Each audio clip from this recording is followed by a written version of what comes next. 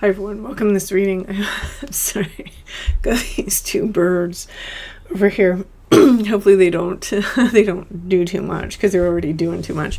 All right, I have my crystal ball off to the side, so I will be scrying throughout this message. If you're new to my channel, my readings are a little different. If you're returning, welcome back. You know how we do. If it doesn't resonate with you, if you're forcing the story to fit, arguing with it in any way, just leave it behind for the people who it's meant for. So channel members, you guys will have a collective message that posts later tonight, so definitely check that out. If you're interested in channel memberships, that link will be in the description box below. And on April 1st at 6 p.m. Eastern Standard Time, there's an event called Full Moon Messages between myself and Steph over at House of Scry. If you're interested in attending that, the link for the information for that is in the description box below also. Okay, so let's go ahead and let's begin. Taking a step aside.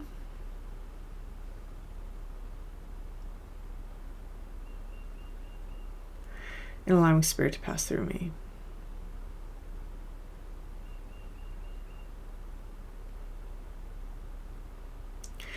Opening up to receive information. Okay, ooh, and that energy. So this is going to be one of those readings where I really lose my bearings and stuff, because this is a very interesting energy that is not where I'm used to being. So we're going to get through this. All right, so the first thing that I'm seeing is I'm kind of seeing, oh, it's my hair. The first thing that I'm seeing is I'm kind of seeing like the cyclone energy, almost like a tornado. And it feels like it's coming from a particular point in this earth. And it's like a crack has formed. So this is a message, and I don't know if it's individual or collectively. We'll see what comes out, where there's some sort of venting process that's happening. So anytime I say that inside of my readings, it means that whoever this message is for, there's some different types of emotions that are going on right now. Maybe some sort of like, how do I want to put this? Like maybe resentfulness that you might feel towards a person or a place is coming out, or some angsty energy is kind of coming out right now. For some of you, it may even be pouring over people that have disappointed you in the past, or things that didn't work out, and just kind of feeling that energy now. And it seems to be coming out of nowhere. It's almost like, wow, like I didn't really get the magnitude of how I felt about this. Understand that this is kind of important right now. So they're laying it out for me now, so it's almost like I'm being brought to zoom back on this collective and the stories that have kind of come out over the last 6 months. So there around December or January, a lot of you went into this kind of lull period where the motivation was gone, the energy was gone, just like physical energy was even gone. And okay, so I have to fill that in. I have to talk about that. So that's a little bit of this process of the deep psychic layers really integrating things from the previous chapter. Okay, because we left a massive chapter as a human collective. Even if you can't see it, even if it's not conscious, is something on an energetic level that we left behind. And each of us individually had our own parts in that. We all had our own chapter that we've left behind. And with this energy, there's certain things that we have to learn, there's certain things that we have to process from the previous chapter.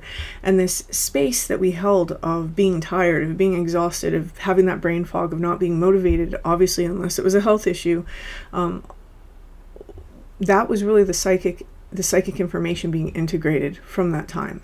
And so psychic information you can think about as our connection. It can be the direction that our emotions carry us. It can be the connections that our emotions forge, right? Those ties that everyone talks about, like cords and stuff. So these are all the things that kind of had to dissipate and molder in their own way. And our deep mind had to integrate the information from that. And this is one reason why our body will feel exhausted, because there's certain spaces within our I don't want to say our physical brain, it's like our consciousness that has to use that energy in order to do this process.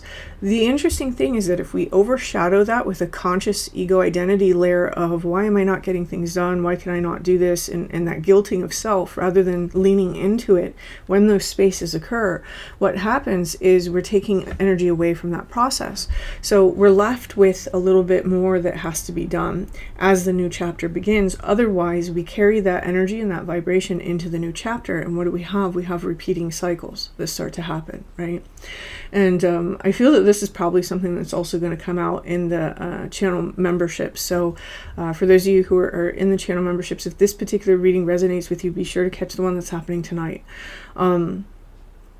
This one feels like it's going a different direction. I can actually feel where the membership reading is going to go here.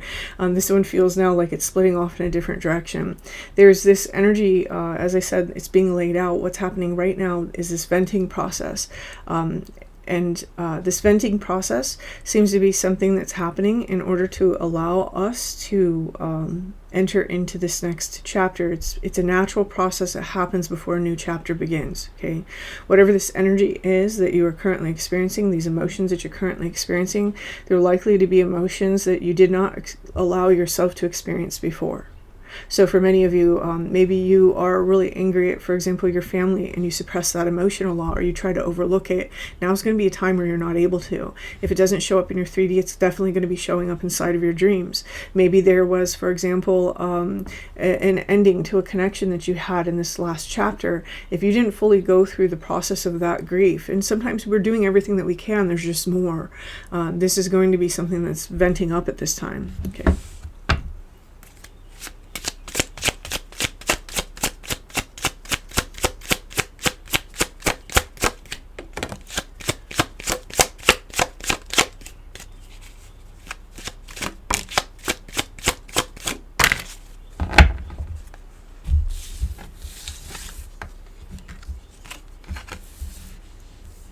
I just got like the phrase, can't stop the reaper. Like it's an energy that has to be cut away, and it's a process that's going to happen. So really lean into it. Don't allow yourself to kind of, silence that and keep that inside, because you need that energy to kind of vent itself. And that doesn't mean be inappropriate with it, right? Obviously. Okay, here we have the Magician. And so the Magician here is the person that has all the tools. They're all the different elements that our consciousness requires in order to alchemize itself. Okay, if you're interested in topics like that concerning the tarot, I cover things like that in the second half of the Major Arcana Series on the channel memberships.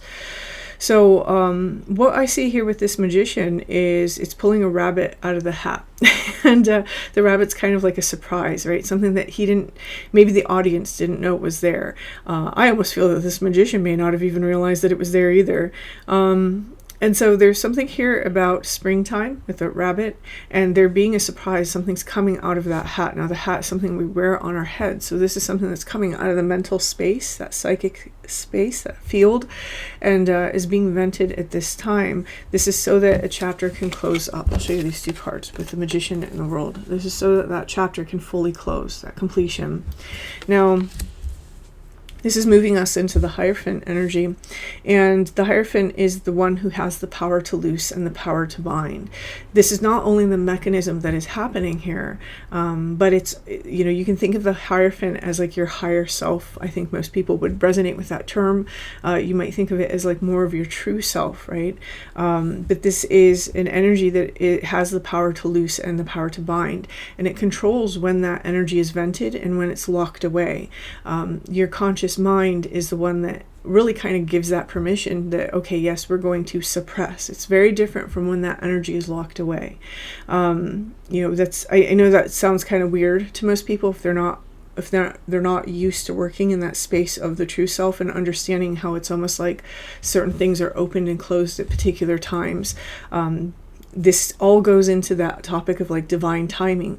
This is where, we have that inspiration at that right moment, but we're not always having inspirations. And then there's times when we have that inspiration, but we suppress it with our conscious mind. So hopefully that illustrates it a little bit better for you. There is this energy here that there is a direction that we're trying to go to. We have the Seven of wands here. And in this particular deck, if you notice, it's almost like these imps with this one human dressed as an imp. They're on this haunted house tour, and this imp is pointed at this other house.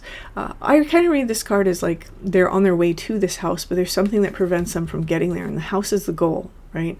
So whatever the energy is that is being vented at this time, this is really the energy that's standing obstacle to the things that we actually want. This may be something that fuels our sabotage mechanisms, but there's like this energy that's underlying this reading, basically saying it's the right time right now to be done with that energy. For some of you, this may be a connection that you've never quite been able to let go of. For others of you, it may be an anger that you've never been able to either forgive or release or process or move away from, right? The things that we hold those volatile energies towards, they still have us. They have us in their control. And this is one reason why it's so important to release those things so that we can move forward in our lives without that affecting us. And that's really what seems to be happening here, is that this collective, whoever this message is for, you're experiencing this time where this sort of tornado-like energy is really trying to expel these feelings from you. For some of you, it's trying to light a fire under your butt also, because you may be keeping yourself in a place that is the old chapter.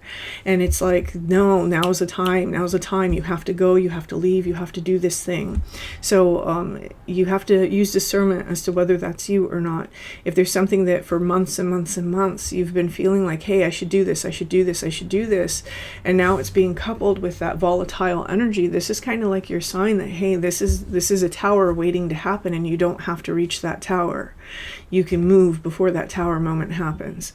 So let's go ahead. Okay, there's another thing that's wanting to be said here. What is it? Oh, what a weird deck to pair with this. What a weird one. All right.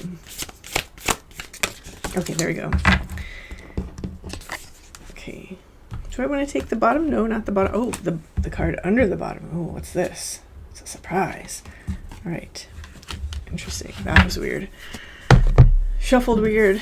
Spoke to me weird. It's all weird. All right. Yes. Council of Light, Divine Orchestration, Helper in Subtle Realms. For some of you, you may have like this help that's taking place.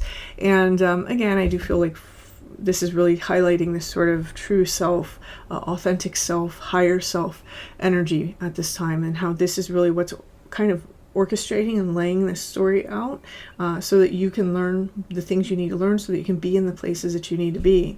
But there's something about this previous chapter that still needs to close out. You're already starting the new chapter, and you don't want to take that information and seed it into this new chapter as you go.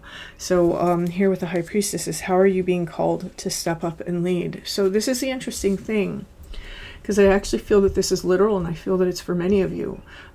Leading doesn't necessarily mean that you have to teach classes, or that you have to, become the something of something and have some title. It can be putting that piece of art out that you've always wanted to do and inspiring other young artists. Or it could be, I don't know why I said other young artists, so that's interesting. You could, for example, it could be the way that you present yourself inside of your life. It could be moving away from a particular thing so that other people who are unhappy in this place can also have the courage to move away.